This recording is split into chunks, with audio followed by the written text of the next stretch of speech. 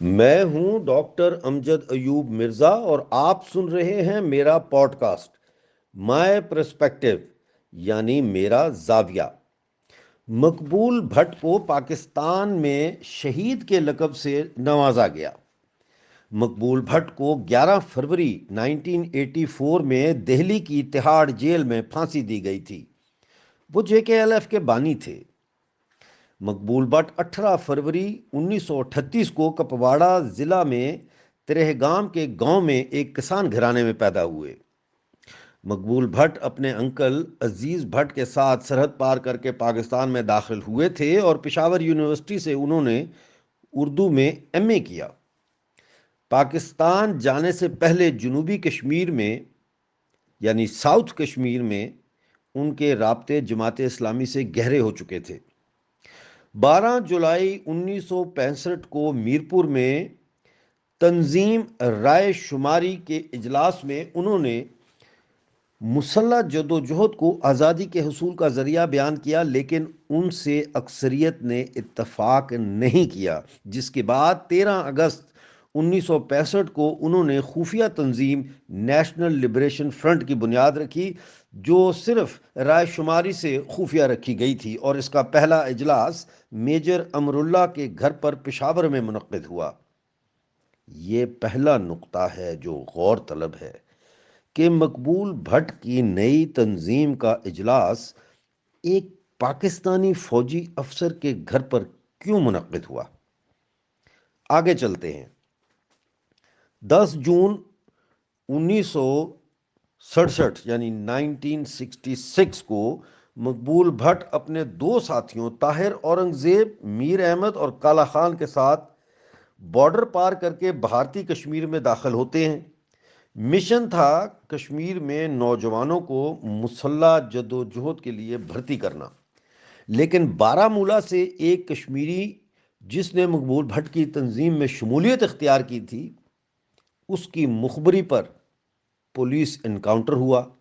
اس encounter میں اورنگزیب اور ایک CID افسر امر چند دونوں مارے گئے اور مقبول بھٹ، کالا خان اور میر احمد گرفتار ہوئے۔ سری نگر میں مقدمہ چلا اور مقبول بھٹ کو سرکاری افسر قتل کرنے کے جرم میں اگست 1968 میں سزائے موت ہو گئی۔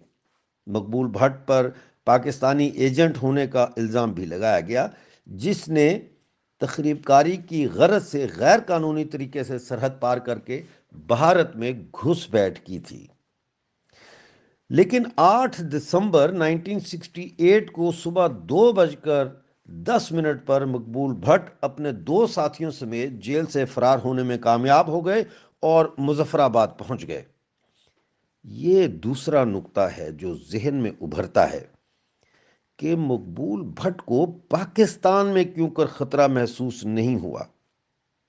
1971 میں مقبول بھٹ کے ساتھیوں نے بھارت کا طیارہ اغوا کر کے لاہور پہنچایا، اور یہ پہلا موقع تھا کہ ہائی جیکروں نے مقبول بھٹ کو اپنا لیڈر اور JKLF سے اپنی وابستگی یعنی جموں کشمیر لبریشن فرنٹ سے اپنی وابستگی کا برملا اظہار کیا۔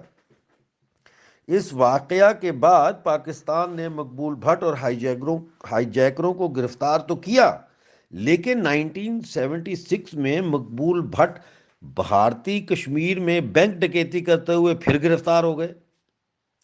یہ تیسرا نقطہ ہے جو پریشان کن ہے۔ مقبول بھٹ کو پاکستان نے کیوں گرفتار کیا، اور اگر کیا تو بین الاقوامی قوانین کے تحت اسے بھارت کے حوالے کیوں نہ کیا، اور مقبول بھٹ کس طرح ایک مرتبہ پھر پاک بھارت سرحد پار کرنے میں کامیاب ہوا۔ بینک ڈکیتی کی ناکام واردات میں گرفتاری کے بعد مقبول بھٹ نے بھارتی صدر گیانی زیل سنگھ سے رحم کی اپیل کی، کیونکہ پھانسی کی سزا برقرار تھی۔ 1984 تک یعنی 9 سال تک مقبول بھٹ کو پھانسی نہ دی گئی۔